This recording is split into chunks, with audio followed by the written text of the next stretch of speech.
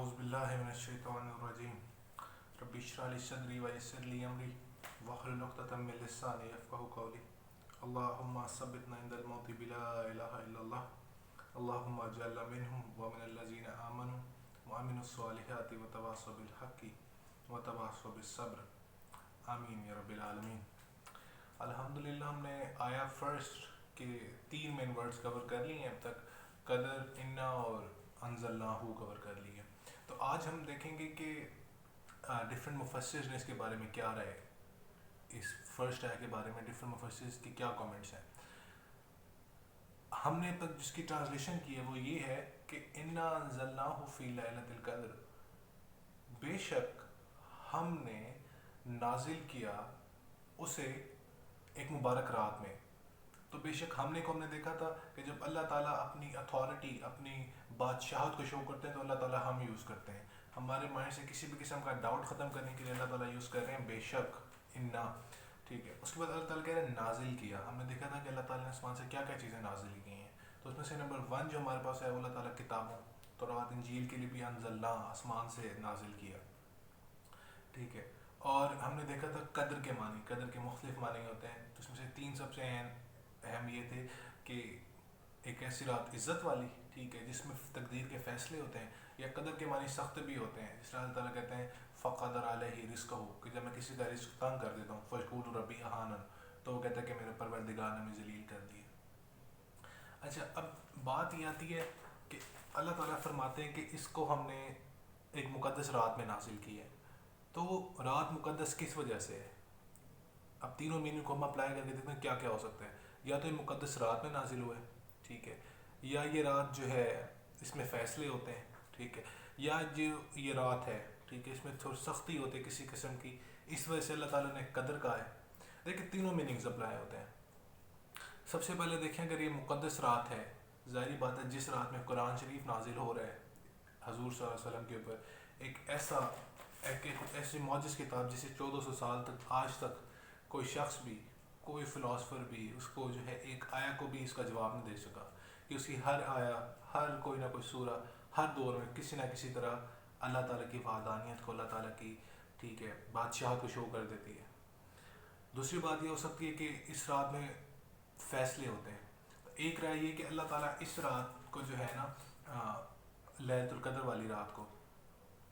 اگلے سال تک کے ہمارے فیصلے، موت، زندگی وغیرہ جو طے کر دیتے ہیں۔ ایک صحابی نے سوال کیا تھا کہ اللہ تعالیٰ اگر جو ہے، اللہ تعالیٰ نے کائنات کو بنانے سے پہلے ہی ہر چیز کا فیصلہ، دیکھیے ہمارے پیدا ہونے سے پہلے ہماری زندگی، ہماری موت، ہمارے والدین، رزق، اللہ تعالیٰ نے اس دنیا کو جیسے بناتے ہی ہمارے دنیا میں آنے سے پہلے لکھ دیا تھا، تو اللہ تعالیٰ یہ ہر سال کیوں کرتے ہیں کام؟ دیکھیں اللہ تعالیٰ کے پاس لوح محفوظ میں، ٹھیک ہے، ہم سب کی زندگی، موت کے فیصلے ہمارے پیدا ہونے سے پہلے ہی لکھے جا چکے ہیں، ٹھیک ہے۔ لیکن اس رات کو اللہ تعالیٰ فرشتوں کو اسائن کرتے ہیں کام، کہ اس ایئر میں جو میرا پہلے پلان تھا جس دنیا کو بنانے سے پہلے، اس کو تم نے امپلیمنٹ کرنا ہے، ٹھیک ہے۔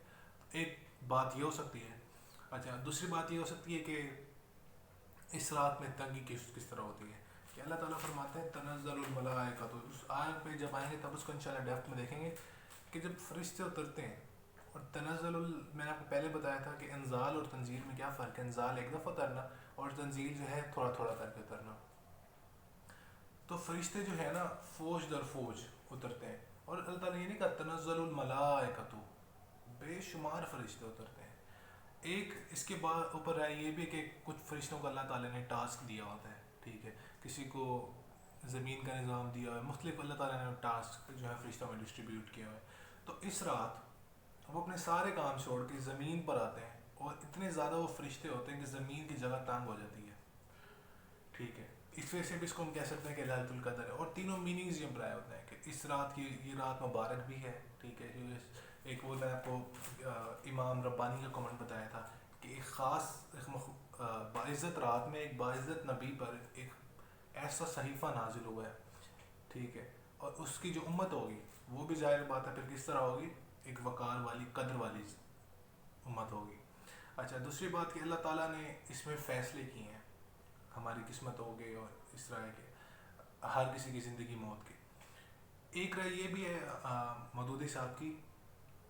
کہ اس رات کو اللہ تعالیٰ خاص طور پہ اشارہ اس چیز کا کہہ رہے ہیں کہ جو قریش کی سرزمین میں آج تو وہ مکہ مکرمہ ہے ہمارے لیے اور مدینہ منورہ ہے، حضور صلی اللہ علیہ وسلم کے آنے سے پہلے وہاں پہ شرک تھا، ہر قسم کی برائی تھی جو آپ امیجن کر سکتے ہیں۔ آج کی آپ ایسی کنٹری سمجھ لیں کہ جہاں پہ بہت زیادہ گناہ ہوتے ہیں، ٹھیک ہے، وہ وہاں پہ وہ حال تھا، ٹھیک ہے۔ اور اللہ تعالیٰ نے اس رات کو فیصلہ کیا کہ اس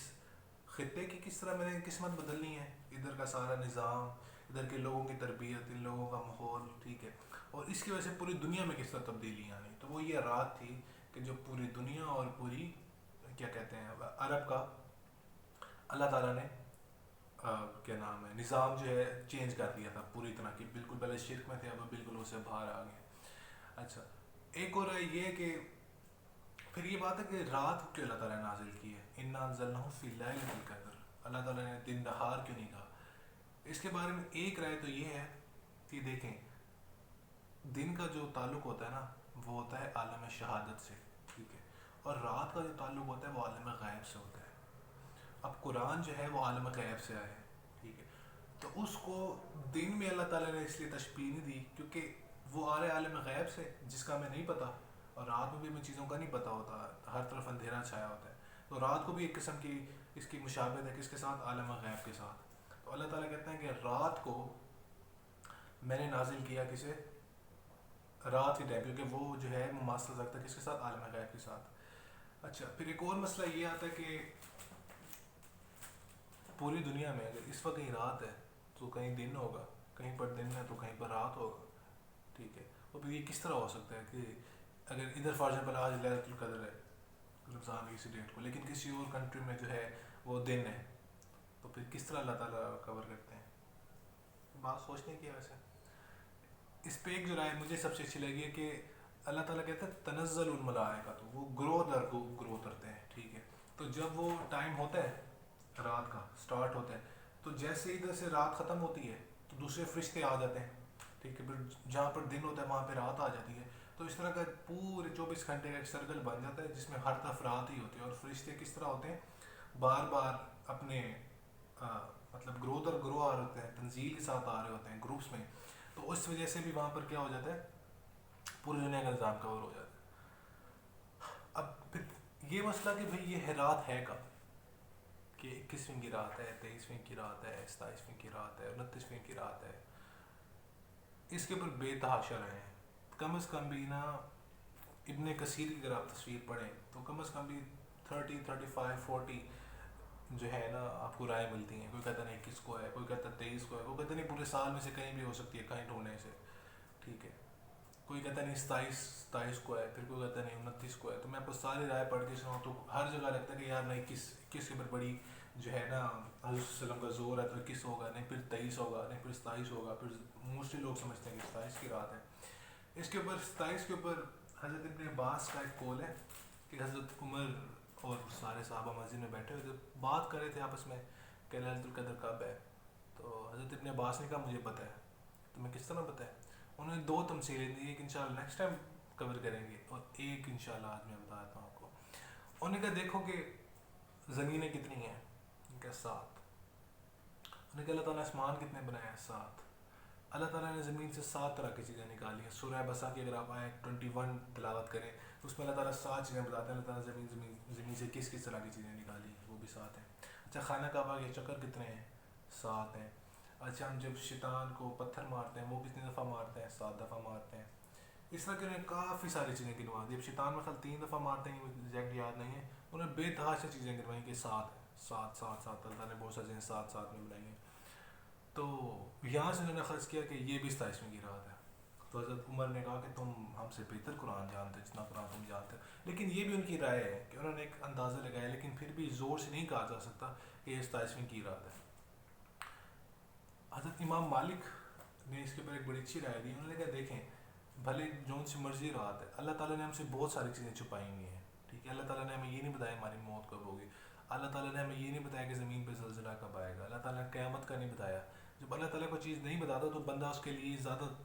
تگ و دو کرتا ہے۔ اس کی مثال اگر آپ یونیورسٹی میں پڑھتے ہیں کہ اگر ٹیچر ہمیں کہہ دیتا ہے کہ یار اگلے منتھ جو ہے نا تمہارا میں نے پیپر لینا ہے،